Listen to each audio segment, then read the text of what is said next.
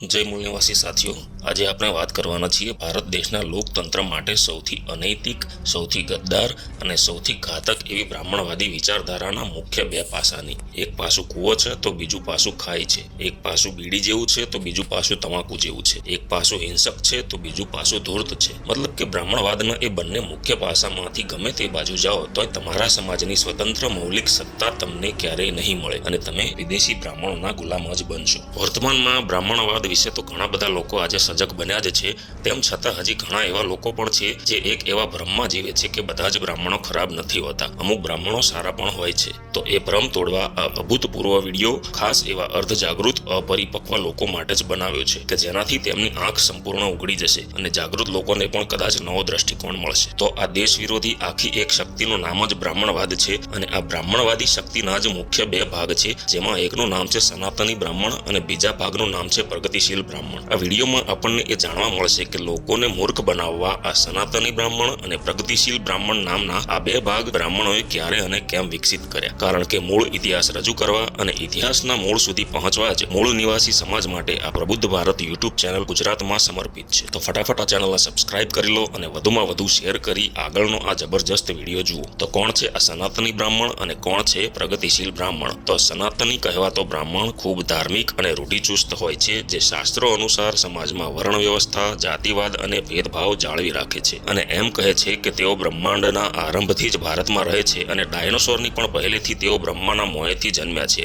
અને તે 4 વર્ણ અને હજારો જાતિઓ બનાવી મનુસ્મૃતિ મુજબ ભારતીય સમાજના ભાગલા પાડી લોકોને ગુલામ બનાવી સૌથી ઉપર પોતે બેસીને પોતાની એક તરફી વિચારધારા થોપીને હિન્દુ લોકોને એટલે કે મૂર્ખ લોકોને માનસિક રીતે નિયંત્રિત કરે છે. હવે આ થયો સનાતની બ્રાહ્મણ. હવે પ્રગતિશીલ બ્રાહ્મણ કોણ? તો પ્રગતિશીલ બ્રાહ્મણ સમાજમાં જાતિવાદ ના હોવો જોઈએ, બધા ઈશ્વર ખોટા છે, વૈદિક શાસ્ત્રો ખોટા છે, એમ કહી પોતે સમાનતા અને માનવતામાં માને છે, પોતે ભણેલો છે, આધુનિક છે અને સુધરેલો છે એવી બ્રાહ્મણ સમાજની એક અલગ છાપ હંમેશા લોકોમાં જાળવી રાખે છે. આ પ્રગતિશીલ બ્રાહ્મણ જ સૌથી વધુ ખતરનાક છે કે જે લોકોને છુપી રીતે મૂર્ખ બનાવે છે, જ્યારે સનાતની બ્રાહ્મણ તો ખુલ્લેઆમ જ પોતાનો અસલ રંગ બતાવે છે, એટલે લોકો તેનાથી ટેવાયેલા છે. બ્રાહ્મણવાદના આ બે મુખ્ય પાયાના સિદ્ધાંત મુજબ જ દરેક બ્રાહ્મણ સમય અને પરિસ્થિતિ મુજબ પોતપોતાનો રંગ બદલે છે, એટલે ભલભલા ધુરંધર લોકો પણ એમાં ફસાઈ જાય છે અને જલ્દી કોઈ સ્પષ્ટ નિર્ણય લઈ શકતા નથી કે ચોક્કસ રીતે પોતાના મૂળ દુશ્મનને ઓળખી શકતા નથી, જેથી વિદેશી બ્રાહ્મણો તેમના ષડયંત્રમાં વારંવાર સફળ થઈ જાય છે. તો બ્રાહ્મણોમાં આ દ્વિમુખી સિદ્ધાંતનો જન્મ ક્યારે થયો? તો આ પ્રગતિશીલ અને સનાતની બ્રાહ્મણના આ દ્વિમુખી સિદ્ધાંતના લેખિત નક્કર પુરાવાઓ તો આપણને અંગ્રેજ કાળમાં જ જ્યોતિરાવ ફૂલે, બાબા સાહેબ આંબેડકર કે પેરિયારની કલમ દ્વારા વિવિધ સ્વરૂપે મળે જ છે. પણ શું એ સિદ્ધાંત અંગ્રેજ કાળમાં જ તાત્કાલિક પેદા થયો હતો? ચલો પહેલા થોડું અંગ્રેજ કાળમાં જ નજર કરીએ. બાબા સાહેબ આંબેડકર 1936ના તેમના લખાણ કાસ્ટ ઓફ ઇનહિલેશન એટલે કે જાતિ પ્રથાનો સંપૂર્ણ નાશ પુસ્તકમાં લખે છે કે બ્રાહ્મણો આમ તો સુધારાવાદી આંદોલનમાં અગ્રેસર હોય એવો દેખાવ કરે છે, પણ ક્યારેય જાતિના બંધન તોડવા માટે બનાવેલ સામાજિક મિટિંગમાં ક્યાંય હોતા નથી. શું આ બાબતે તેઓ આંદોલનનું નેતૃત્વ કરશે એવી કોઈ આશા રાખી શકાય? ના. છતાં તમે એ તર્ક કરી શકો છો કે બ્રાહ્મણોમાં પણ સનાતની બ્રાહ્મણ અને પ્રગતિશીલ બ્રાહ્મણ હોય છે. સનાતની બ્રાહ્મણ અને પ્રગતિશીલ બ્રાહ્મણ બંને એક જ શરીરની બે ભુજાઓ છે, એટલે એક બ્રાહ્મણ બીજા બ્રાહ્મણના અસ્તિત્વને ક્યારેય ખત્મ ના કરી શકે, પણ ખત્મ કરવાનું નાટક જરૂર કરશે. આજથી 100-200 વર્ષ પહેલા પણ બ્રાહ્મણો જાતિ વ્યવસ્થાની ટીકા કરવી, બાળ લગ્નનો વિરોધ કરવો, મહિલા શિક્ષણ ઉપર ભાર આપવો, વિધવા પુનર્લગ્નને સમર્થન કરવું, રૂઢિચુસ્ત પરંપરાઓનો ત્યાગ કરવો, વિવિધ અંધશ્રદ્ધાઓને પડકાર આપવો જેવા અનેક નાટકો કરતા જ હતા અને આજે પણ સમય મુજબ અનેક બ્રાહ્મણો બિલકુલ એવા જ સુધારાવાદી પ્રગતિશીલ હોવાના નાટક કરે જ છે. છતાં આ 200 વર્ષમાં ભારતમાં કોઈ ફરક પડ્યો કે હજી હતા તેનાથી પણ વધુ પાછળ જઈ રહ્યા છીએ. આપણા જ ગુજરાતમાં માત્ર એક ગામડું શોધી બતાવો કે જ્યાં જાતિવાદ કે આભડછેટ ન હોય. આજથી 178 વર્ષ પહેલાનું એટલે કે 1848નું એક ઉદાહરણ સમજો. મહારાષ્ટ્રનો ગોપાલ હરિ દેશમુખ નામનો એક બ્રાહ્મણ પ્રભાકર નામના તેના એક સાપ્તાહિકમાં સુધારાવાદી ચળવળ ચલાવતો હતો અને તેના લખેલ 100 પત્ર બદલ જાણીતો બન્યો હતો, જેણે પોતે જ પોતાને લોકહિતવાદી એવું બિરુદ આપેલું, જે આગળ કહેલ અનેક સુધારાવાદી કાર્યક્રમ કરતો હતો અને અંધશ્રદ્ધા ઉપર ખૂબ ધારદાર લેખ લખવા બદલ તે સમયે ખૂબ પ્રસિદ્ધ થયો હતો. એક વખત જ્યોતિરાવ ફૂલે દ્વારા એક પ્રોગ્રામમાં તેને આમંત્રણ આપવા બદલ તે ના આવ્યો, કારણ કે ત્યાં મૂળ ચર્ચા થાય તો પોતે નગ્ન થઈ જાય અને અન્ય બ્રાહ્મણોમાં પણ તેની છાપ ખરાબ ઊભી થઈ જાય. તેના જ લખેલ એક પત્રમાં ઉલ્લેખ છે કે તેને વારંવાર ઝાડા થઈ જતા હોવાથી પાવસ ગામના નવલાદેવી મંદિરે જઈ તે ₹1 ચઢાવે છે. પૂજારી ઉપાધ્યાય તેને તે રૂપિયો અને એક રાખની પડીકી પરત આપે છે અને કહે છે કે તે લગાવવાથી રોગ મટી મટી જશે. હવે તેને ઝાડા મટ્યા હશે કે કેમ એ તો ઉપાધ્યાયને ખબર, પણ આ વ્યક્તિ કઈ રીતે અંધશ્રદ્ધા નિર્મૂલન કાર્યક્રમ ચલાવતો હશે એ તમે તર્ક કરો. એક અન્ય ખૂબ મહત્વનું ઉદાહરણ સમજો કે શૂદ્રો એટલે કે ઓબીસીને સંસદમાં જઈને શું હળ ચલાવવું છે? શૂદ્રોએ ભારતની રાજનીતિમાં ભાગ ના લેવો જોઈએ. શૂદ્રોએ તેમની ઉપરના વૈશ્ય, ક્ષત્રિય અને બ્રાહ્મણની સેવા જ કરવાની છે એવું કહેનાર બ્રાહ્મણ તિલક ઉપર અંગ્રેજ કાળમાં અનેક કેસ ચાલતા હતા, જેમાં એક અંગ્રેજ અધિકારી વેલેન્ટાઇન ચિરોલ સામે તિલકે માનહાનિનો કેસ કર્યો, કારણ કે આ વેલેન્ટાઇન ચિરોલે તિલકને ઉજાગર કરવા અનેક લેખ લખેલા જે વિશ્વમાં પ્રસિદ્ધ થયેલા અને તિલકની ભયંકર બદનામી થયેલી જે તિલકને ના ગમ્યું, એટલે તિલકે આ ચિરોલ ઉપર માનહાનિનો કેસ દાખલ કર્યો હતો. હવે આ કેસ મામલે તિલકને લંડન કોર્ટમાં જવું જરૂરી હતું, પણ તેની જાતિવાદી હલકી માનસિકતા જોઈને લંડનમાં તિલકના પ્રવેશ ઉપર જ નિષેધ થયેલો. તો તિલકે તેની છબી સુધારવા માટે એક મરાઠી શૂદ્ર વિઠ્ઠલ રામજી શિંદેના એક જાતિવાદી આબડછેટથી મુક્તિ નામના એક પ્રોગ્રામમાં જઈ હિન્દુઓના ભગવાન આબડછેટ રાખતા હોય તો એવા ભગવાનને તો હું અરબ સાગરમાં જઈને ડૂબાડી દઈશ. હું આબડછેટ નથી માનતો. જાતિ ના હોવી જોઈએ, ભેદભાવ ના કરવો જોઈએ, કોઈ અછૂત કે કોઈ શૂદ્ર ના હોવો જોઈએ અને બધાએ હવે એક થઈ જવું જોઈએ એવા મલાઈદાર ભ્રામક ભાષણો કર્યા કે તિલકના આ ભાષણો અમેરિકાના ગાર્ડિયન, લંડનના ટાઈમ્સ, મુંબઈ ટાઈમ્સ જેવા આંતરરાષ્ટ્રીય અખબારોમાં છપાયા અને એક જ દિવસમાં તિલકની એક નકલી છબી ઊભી થઈ ગઈ. પણ આ સમાચાર ભારતમાં કેસરી કે અન્ય અખબારમાં છાપવા ઉપર તિલકે પ્રતિબંધ લગાવ્યો હતો, કારણ કે ભારતમાં તિલક પોતાની જાતિવાદી છબી સુધારવા નહોતો માંગતો. ભારતમાં તો તે સનાતની બ્રાહ્મણ જ બની રહેવા માંગતો હતો. હવે આગળ જતા પેલો લંડન વાળો કેસ તો તે બહુ ખરાબ રીતે હારી ગયો અને બધો ખર્ચો પણ તેના જ માથે પડ્યો હતો. આ દ્વિમુખી ધૂર્ત ચહેરો છે પ્રગતિશીલ બ્રાહ્મણ અને સનાતની બ્રાહ્મણનો, જે સમય અને પરિસ્થિતિ મુજબ ફક્ત દગો કરવા માટે જ બદલાય છે. પાછળથી પેલો શૂદ્ર વિઠ્ઠલ રામજી શિંદે જ્યારે તિલક પાસે ગયો કે આ એક ઘોષણાપત્ર છે જેમાં લખ્યું છે કે તમે આજીવન આબડછેટમાં નથી માનતા, એમાં સહી કરી આપો ને, તો તિલકે જવાબ આપ્યો કે એ બધું તો હું મારા અંગત મિત્રો અને કાર્યકર્તાઓ સાથે વિશેષ ચર્ચા કરીને વિચારીશ. હવે ધૂર્ત તિલકે સહી કરી હશે કે કેમ એ તમે સમજી ગયા હશો. આ બાળ ગંગાધર તિલક અને ગોપાલ ગણેશ અગરકરને એક વખત જેલમાં પૂર્યા હતા. ત્યારે એક પણ બ્રાહ્મણ તેમને જમાનત આપવા કે છોડાવવા નહોતો ગયો. ત્યારે જ્યોતિરાવ ફૂલે એ વખતે સત્યશોધક સમાજના એક કાર્યકર્તા દ્વારા તે વખતના 10,000 રૂપિયા આપીને આ બ્રાહ્મણોને છોડાવ્યા હતા અને કહેલું કે ભવિષ્યમાં ફક્ત બ્રાહ્મણોનું જ ના વિચારતા, દરેકને સત્તામાં સરખો અધિકાર મળે એમ કરજો. પણ બાદમાં આ અગરકર અને તિલકની જ પ્રગતિશીલ બ્રાહ્મણોની ગેંગ દ્વારા જ કોંગ્રેસની સ્થાપના થઈ, જે સંપૂર્ણ 100% પ્રગતિશીલ બ્રાહ્મણની વિચારધારા મુજબ ચાલે છે અને બીજેપી 100% સનાતની બ્રાહ્મણની વિચારધારા મુજબ ચાલે છે. તો સંવિધાન હોવા છતાં પણ હજી સુધી આપણે કેમ આ વિદેશી બ્રાહ્મણોથી આઝાદ નથી થઈ શકતા, એ ગૂઢ રાજનીતિ હવે તમને સમજાશે. એ સિવાય રાજારામ મોહન રાય, સ્વામી દયાનંદ સરસ્વતી, ઈશ્વરચંદ્ર વિદ્યાસાગર, વિનોબા ભાવે, ગોપાલ ગણેશ અગરકર, ગોપાલ કૃષ્ણ ગોખલે, જવાહરલાલ નહેરુથી લઈ રાહુલ ગાંધી, રોમિલા થાપર, વિનોદ દુઆ, રામચંદ્ર ગુહા, અરુંધતી રોય, પ્રકાશ ઝા, અનુરાગ કશ્યપ જેવા તમામ પ્રગતિશીલ બ્રાહ્મણો લોકોને માત્ર મૂર્ખ બનાવે છે કે જુઓ અમુક બ્રાહ્મણો કેવા સારા હોય છે, બધા બ્રાહ્મણો ખરાબ નથી હોતા, કારણ કે તેઓ જાણે છે કે મૂળ નિવાસી વિચારધારા જો જન જન સુધી પહોંચી ગઈ તો આ ધૂર્ત બ્રાહ્મણોની ખેર નથી. એક વર્તમાનનું જ તાજું ઉદાહરણ જુઓ કે ગુજરાતમાં સફારી નામનું એક પ્રસિદ્ધ મેગેઝિન ઘણા વર્ષથી બ્રાહ્મણ નગેન્દ્ર વિજય દ્વારા પ્રકાશિત થતું હતું, જે પોતાને આધુનિક અને વૈજ્ઞાનિક લેખક કહેતો હતો. તેણે અંતે એ મેગેઝિન ગયા વર્ષે બંધ કર્યું. ત્યારે તેણે ઇન્ટરવ્યૂ આપીને જાહેરમાં કહેલું કે સાક્ષાત માતાજી તેની પાસે આવતા હતા અને તેનો હાથ પકડીને એ બધું લખાવતા હતા.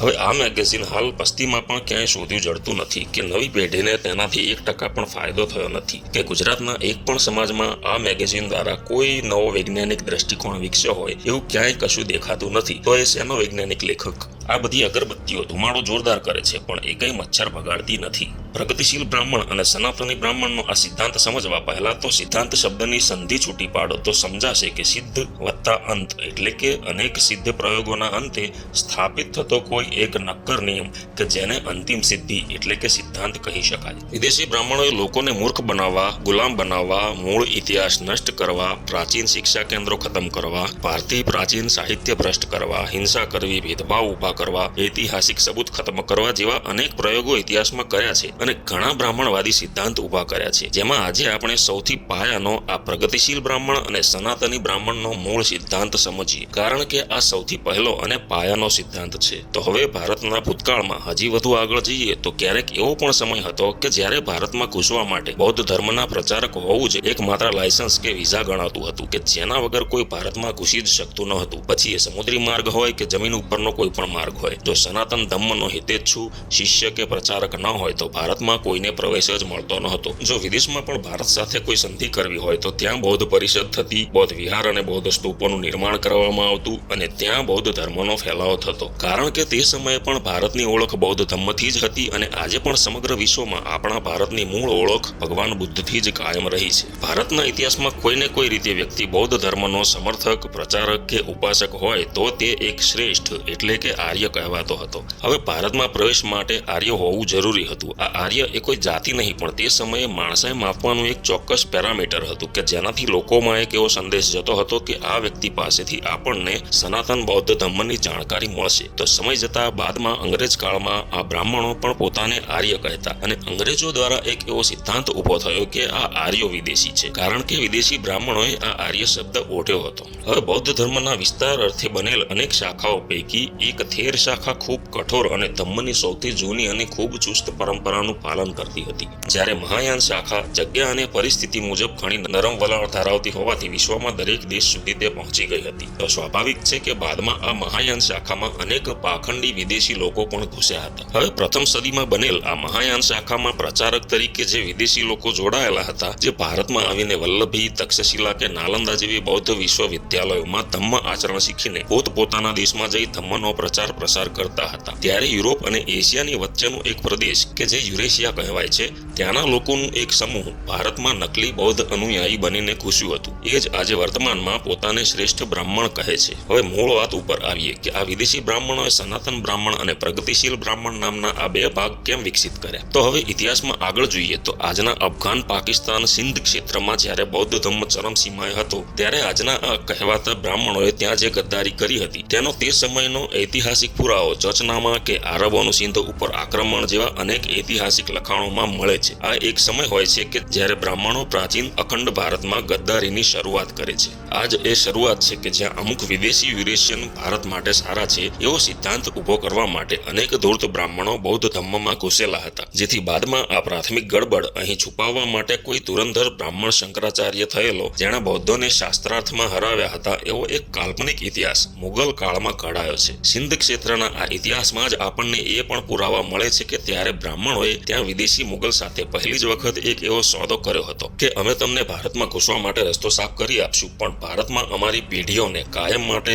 વ્યવસ્થામાં એક ચોક્કસ ઊંચું સ્થાન અને સ્પેશિયલ અધિકાર મળે તો તેઓ દરેક સનાતની બૌદ્ધ રાજવીઓ સાથે ભરપૂર ગદ્દારી કરશે અને મુગલ શાસનનો પાયો મજબૂત કરી આપશે. આ શરૂઆતના તે સમયના પ્રગતિશીલ અને ભારત માટે સારા કહેવાતા યુરેશિયન વર્ગના અતિક્રમણને ધ્યાનથી જોશો તો સમજાશે કે આ સમયે અનેક બૌદ્ધ વિશ્વવિદ્યાલયમાં આ બ્રાહ્મણો તોડફોડ કરતા, આગ લગાવતા, હિંસા કરતા, બૌદ્ધ વિહારો અને સ્તૂપો તોડતા, બૌદ્ધ મૂર્તિઓ તોડતા, વિદ્યાલય ખત્મ કરતા, બૌદ્ધ મઠો ઉપર કબજો કરતા, મનોતી સ્તૂપને જ શિવલિંગ કહેતા, અવલોકિત ઈશ્વરને શિવ કહેતા, બૌદ્ધ રાજવીઓની દગા દ્વારા હત્યા કરવી જેવા તમામ બ્રાહ્મણવાદી કાર્યો કરતા, જે આ વધુ આગળ પડતા, શાણા બનતા, સારા કહેવાતા પ્રગતિશીલ યુરેશિયન લોકોએ નકલી બૌદ્ધ બનીને પાર પાડ્યા છે. એ નકલી ચહેરા હેઠળ જ અંગ્રેજ કાળમાં આ ભણેલા અને સારા કહેવાતા બ્રાહ્મણોએ અંગ્રેજોને પણ ખોટો ઇતિહાસ બતાવી ભોળવ્યા હતા, જેમને જ્યોતિરાવ ફૂલે, બાબા સાહેબ આંબેડકર, પેરિયાર, કાંચીરામથી લઈ આજે વામન મેશ્રામ સ્પષ્ટ રીતે કહે છે કે આ પ્રગતિશીલ બ્રાહ્મણ જ સૌથી વધુ ખતરનાક છે, કારણ કે એ પ્રગતિશીલ બ્રાહ્મણ લીલા ઘાસમાં છુપાયેલ લીલા સાપ જેવો છે, જે અચાનક હુમલો કરે છે, જે સૌથી વધુ ઘાતક હોય છે.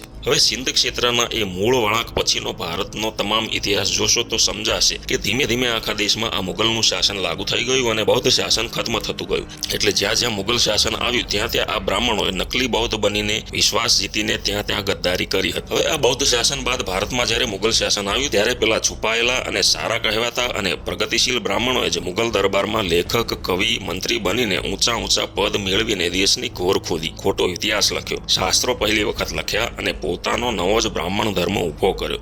અને બીજી તરફ ખરાબ ગણાતા હિંસક અને પોતાને સનાતની કહેતા બ્રાહ્મણોએ દેશમાં જાતિ અને વર્ણ વ્યવસ્થા પહેલી જ વખત ઊભી કરી, જે પ્રયોગ તેમણે સિંધ પ્રાંતમાં ભારતની લડાકુ જાતિઓને હથિયાર રાખવા ઉપર પ્રતિબંધ લગાવી સફળ કર્યો હતો. હવે મુગલ કાળમાં જે બ્રાહ્મણો ખરાબ બન્યા હતા તે અચાનક અંગ્રેજ કાળમાં સારા બની ગયા અને પોતે આધુનિક છે, સુધારાવાદી છે અને અંગ્રેજોની જેમ તે પણ વિદેશી જ છે એ વાત પણ તેમણે સ્વીકારી લીધી અને પોતે સુધરી ગયા છે અને લોકતંત્ર તેમને મંજૂર જ છે એમ પણ સ્વીકાર્યું. અને એ પ્રગતિશીલ બ્રાહ્મણોએ જ બાદમાં કોંગ્રેસ બનાવી, જે બીજેપી કરતાં પણ વધુ ખતરનાક છે. બીજેપી તો સ્પષ્ટ અને ખુલીને બધું કહે છે અને કરે છે, જ્યારે કોંગ્રેસની છુપી અને સેક્યુલર નીતિઓ શરૂઆતથી જ લોકોને મૂર્ખ બનાવે છે. અંગ્રેજો તો ભણેલા હતા અને વિશ્વના સૌથી આધુનિક શિક્ષણના વાહક હતા, એટલે તેમની વૈશ્વિક સત્તા સામે ફાલતુ મંત્રો, ચમત્કાર કે કાલ્પનિક ઇતિહાસ ઊભો કરવો સરળ ન હોવાથી ત્યારે બ્રાહ્મણવાદી વિચારધારા માટે ફંડામેન્ટલ પ્રિન્સિપલ એટલે કે મૂળ સિદ્ધાંત ઊભો કરવો ખૂબ જરૂરી બન્યો. અને ત્યારે જેટલા બહુજન લીડર ભણ્યા એ તમામ લોકોએ આ સનાતની બ્રાહ્મણ અને પ્રગતિશીલ બ્રાહ્મણનો દ્વિમુખી સિદ્ધાંત સૌ પ્રથમ વખત કાગળ ઉપર ઉજાગર કરેલો.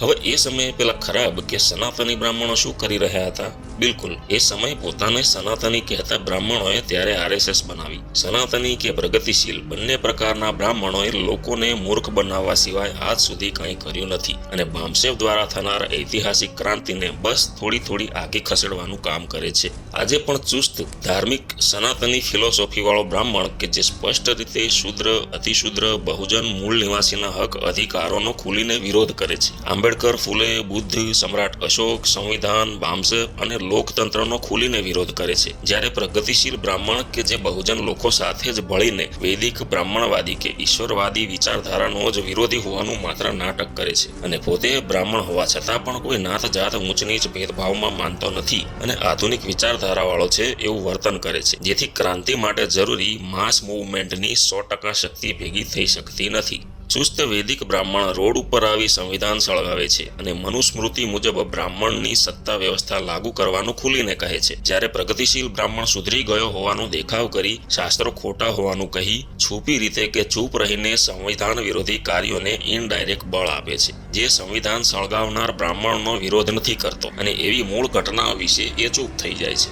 વૈદિક બ્રાહ્મણ આભડછેડ તથા ભેદભાવ ખુલીને રાખે છે અને તે ઈશ્વરની બનાવેલ વ્યવસ્થા છે એમ કહે છે. અને પ્રગતિશીલ બ્રાહ્મણ આપણી સાથે જમવાનું, બેસવા ઉઠવાનું, સંબંધ રાખવો અને મિત્ર હોવાનું નાટક કરી આપણી સામાજિક વ્યવસ્થા, આપણી મનોદશા અને આપણી ભવિષ્યની રણનીતિનું અંદરથી અવલોકન કરે છે. વૈદિક બ્રાહ્મણ શિક્ષા, આરક્ષણ, યુજીસી જેવા મુદ્દે રોડ ઉપર આવી રોકકળ કરી તેનો ઉગ્ર વિરોધ કરે છે અને પ્રગતિશીલ બ્રાહ્મણ ચૂપ રહીને એવા મુદ્દા ઉપર પોતાનું સ્ટેન્ડ હાઈડ રાખે છે. કોઈ બ્રાહ્મણ બામસેવ, આરક્ષણ કે યુજીસી જેવા મુદ્દે ખુલીને સમર્થન નહીં કરે. એવી ઘટનાઓ વખતે એ ચૂપ રહેશે કે અન્ય મુદ્દે લઈ જશે. સરળ શબ્દોમાં કહીએ તો વૈદિક બ્રાહ્મણ આંબેડકરને ગાળો આપે છે અને પ્રગતિશીલ બ્રાહ્મણ જય ભીમ બોલે છે. એક મારું જ અંગત ઉદાહરણ આપું કે મારા પોતાના જ નાનપણના ઘણા મિત્રો છે જે આરએસએસમાં વર્ષોથી જોડાયેલા છે અને 15, 20, 25, 30 વર્ષ પછી મારી આગળ આવીને શરમ સાથે ખુલાસો કરે છે કે યાર અમે તો ક્યારના આરએસએસમાં સક્રિય છીએ. અને હજી પણ ઘણા એવા મિત્રો છે કે જે મારી સાથે નાટક કરી એ વાત હજી છુપાવી રાખે છે. તો અહીં એ સમજો કે આ તો SC, ST, OBC સમાજના મિત્રો છે, તો વિદેશી બ્રાહ્મણો તેમના પોતાના મગજમાં કેટલું ષડયંત્ર ભરીને બેઠા હશે. બ્રાહ્મણોની આ દ્વિમુખી ભ્રામક પ્રતિભા વિશે ડોક્ટર આંબેડકર, કાંચીરામ અને પેરિયાર જેવા અનેક લોકો વિવિધ રીતે આપણને સમજાવે છે કે સનાતની બ્રાહ્મણ ચોખ્ખો તમારો વિરોધી છે એ સ્પષ્ટ દેખાય છે, જ્યારે પ્રગતિશીલ બ્રાહ્મણ એ લીલા ઘાસમાં છુપાયેલ સાપ જેવો છે, જે પરિસ્થિતિ સાથે ભળીને તમને અંદરથી ક્યારે ડંખ મારે છે એ સમજવું અઘરું છે. એક નાગનાથ છે તો બીજો સાપનાથ છે. સાપ અને બ્રાહ્મણ બંને જો સામે મળે તો સૌથી પહેલા બ્રાહ્મણને મારવો જોઈએ. સાપ તમને એકને જ મારશે પણ ધૂર્ત બ્રાહ્મણ તમારી આવનાર પેઢીઓ ભરખી જશે. સનાતની બ્રાહ્મણ અને પ્રગતિશીલ બ્રાહ્મણ બંને બ્રાહ્મણવાદની જ બે પૂજાઓ છે, વગેરે વગેરે. વર્તમાનમાં જોઈએ તો બીજેપી એ વૈદિક બ્રાહ્મણોની પાર્ટી છે અને કોંગ્રેસ જેવી અન્ય તમામ રાજનીતિક પાર્ટીઓ પ્રગતિશીલ બ્રાહ્મણોની પાર્ટી છે. જે લોકો બીજેપીના સમર્થક નથી એવા તમામ લોકો આવી પાર્ટીઓમાં કે એવા સંગઠનોમાં ફસાયેલા છે કે જેમના લક્ષ્ય અને ઉદ્દેશ્ય જ સ્પષ્ટ નથી. વર્તમાનમાં વૈદિક બ્રાહ્મણ સત્તામાં છે અને કહેવાતો તમામ વિપક્ષ એ પ્રગતિશીલ બ્રાહ્મણ હેઠળ નિયંત્રિત છે, જેમ કે NDTVનો રવીશ કુમાર, જી ન્યૂઝનો અભિસાર શર્મા, JNUનો કનૈયા કુમાર, કોંગ્રેસનો રાહુલ ગાંધી, જિગ્નેશ મેવાણી, બીએસપીનો સતીશ મિશ્રા, આપ પાર્ટીનો સંજય સિંહ, ગોપાલ ઇટાલિયા, કમ્યુનિસ્ટ પાર્ટીના અનેક નેતાઓ વગેરે બીજેપી આરએસએસનો વિરોધ કરે છે, સંવિધાનની વાતો કરે છે, જય ભીમ બોલે છે, જ્યોતિરાવ વિશે પણ ક્યારેક બોલે છે, એટલે લોકોને એ સારા લાગે છે. પણ લોકોને એ નથી સમજાતું કે આ પ્રગતિશીલ બ્રાહ્મણ જ બીજેપીનું આડકતરી રીતે રક્ષણ કરે છે. કઈ રીતે? તો લોકો બામસેફની મૂળ નિવાસી વિચારધારા વિરુદ્ધ વિદેશી બ્રાહ્મણની વિચારધારા સુધી ના પહોંચે અને આ વિકસિત દેખાતી ભ્રામક જાળમાં ફસાય, હવે તો બ્રાહ્મણો પણ સારા હોય છે એ વિચાર સ્વીકારે અને મૂળ નિવાસી લોકો પોતાના મૂળ સુધી જ ના પહોંચે એવું સુધારાવાદી કવચ આ પ્રગતિશીલ બ્રાહ્મણો જ તૈયાર કરે છે, જેનાથી લોકો એ ષડયંત્રના છેક ઊંડાણ સુધી જઈ શકતા નથી અને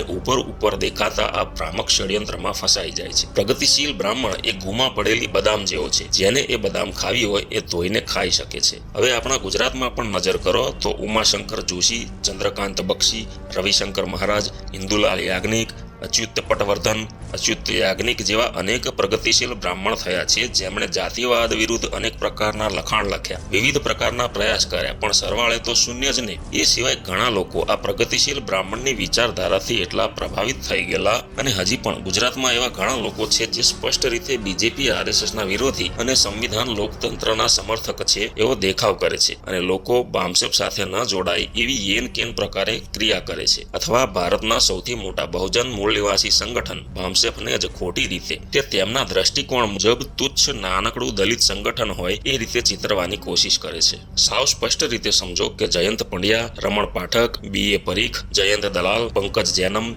ગુજરાત રેશનાલિસ્ટ એસોસિએશન સંસ્થા અને તેના સદસ્યો, જ્યોત્સના આહિર, હેમંત શાહ, રમેશ સવાણી, ભૂપેન્દ્રસિંહ રાવલ જેવા અનેક લોકો પોતાને સુધારાવાદી, ચમત્કાર વિરોધી, આરએસએસ વિરોધી, બ્રાહ્મણવાદ વિરોધી તરીકે ચિતરી લોકોને મૂળ ક્રાંતિથી ભટકાવવાનું કામ કરે છે. ઉપરથી તેમની વાતો તર્કસંગત જરૂર હોય છે, પણ એવા રાષ્ટ્રવ્યાપી પરિણામોના મૂળ કારણ અને સચોટ નિવારણ તેમની પાસે પણ નથી હોતા. આ પ્રગતિશીલ બ્રાહ્મણવાદી લોકો ગુજરાતમાં બામસેફના મૂળ વિચારો ફેલાતા રોકે છે અને તેઓ જ અસલી સુધારાવાદી ક્રાંતિકારી મહાધુરંધર છે એવો દેખાવ કરે છે. ભારતને વિદેશી યુરેશિયન બ્રાહ્મણથી આઝાદ થતા રોકે છે. ભલે બ્રાહ્મણોએ હજારો વર્ષ જે કર્યું પણ હવે એ અહીં ભારતમાં જ રહેવા જોઈએ એમ એકાદ લીટર દૂધમાં જરીક તો લીંબુ ચાલે એવો મૂર્ખતા ભર્યો બ્રાહ્મણોનો જ લુચ્ચો બચાવ કરે છે. જુઓ, આ અમુક બ્રાહ્મણો કેવા સુધરી ગયા છે અને સમય આવે બધા બ્રાહ્મણો પણ સુધરી જશે એવો કૂતરાની વાંકી પૂંછડી જેવો હાસ્યાસ્પદ તર્ક રજૂ કરે છે. અને એવા અમુક વંચિત દબાયેલ ગુલામ લોકો કે જેમનામાં બદલાવ માટે કંઈક સળવળાટ થયો હોય એવા પ્રાથમિક તબક્કાના લોકોને આવો ભ્રામક માહોલ દેખાતા, થોડું સમર્થન કે મૃગજળ જેવો એમનો પ્રેમ દેખાતા તરત જ અવળી દિશામાં જાણે દોટ મૂકે છે, જે બામસેફની માસ મૂવમેન્ટ અને બ્રાહ્મણ દ્વારા ખંડિત થયેલ સમાજને એક કરતી મૂળ નિવાસી વિચારધારાથી લોકોને દૂર રાખવાનું કામ કરે છે. અને જેમના રવાડે અપરિપક્વ અને અર્ધજાગૃત લોકો જલ્દી ચડે છે કે આ લોકો તો સવર્ણ બ્રાહ્મણ થઈ કેવી સારી અને સાચી વાતો કરે છે. આવા લોકો બ્રાહ્મણવાદનો વિરોધ કરશે, શાસ્ત્રોનો વિરોધ કરશે, ઈશ્વરનો વિરોધ કરશે, બીજેપીનો વિરોધ કરશે, આરએસએસનો વિરોધ કરશે, પણ ખાસ એ વાત નોંધ કરજો કે તેઓ હંમેશા દલિત શબ્દ જ વાપરશે અને મૂળ નિવાસી શબ્દ વિશે ચૂપ રહી બ્રાહ્મણ વિદેશી યુરેશિયન છે એ મુદ્દે ચૂપ રહેશે. ઐતિહાસિક જડ સુધી પહોંચવાની હિંમત એ કોઈનામાં નથી. આ લોકો તો દલિત ખૂબ બિચારા અને બેબસ હોય એવું ચિત્ર ઊભું કરી પ્રગતિશીલ દયાવાન બ્રાહ્મણો જ તેમને બચાવશે એ એમનું અંતિમ લક્ષ્ય હોય છે. પણ આ પ્રગતિશીલ બ્રાહ્મણ એટલે ઉપવાસ ઉપર ઉતરેલો વરુ છે એટલી ઝીણી સમજ હજી ગુજરાતમાં નથી પહોંચી. આ લોકો બામસેફના જ ઉઠાવેલ દરેક મુદ્દાઓ ચોરી કરીને સત્તા વિરુદ્ધ અવાજ ઉઠાવવાનું નાટક કરી નહેરુ અને ગાંધીવાદી વિચારધારાનું સમર્થન કરશે, પાખંડી બ્રાહ્મણ ધર્મનો વિરોધ કરશે, પણ તથાગત બુદ્ધ અને શુદ્ધ બહુજન ઇતિહાસ મુદ્દે વલળેલી બિલાડી બની જશે. પોતાને પૂર્વ હિન્દુ તરીકે રજૂ કરશે, પણ દરેક લોકો ઇતિહાસમાં બુદ્ધિસ્ટ હતા અને હિન્દુ નામનો કોઈ ધર્મ ઇતિહાસમાં નથી એવું સ્પષ્ટ નહીં કહે. આ તમામ લોકોના ઘરમાં ભગવાન બુદ્ધ એક સજાવટની વસ્તુ જેમ ક્યાંક ખૂણામાં ગોઠવાયેલા હોય છે. શું આ નકલી પ્રગતિશીલ આગેવાનો જય મૂળ નિવાસી બ્રાહ્મણ વિદેશી,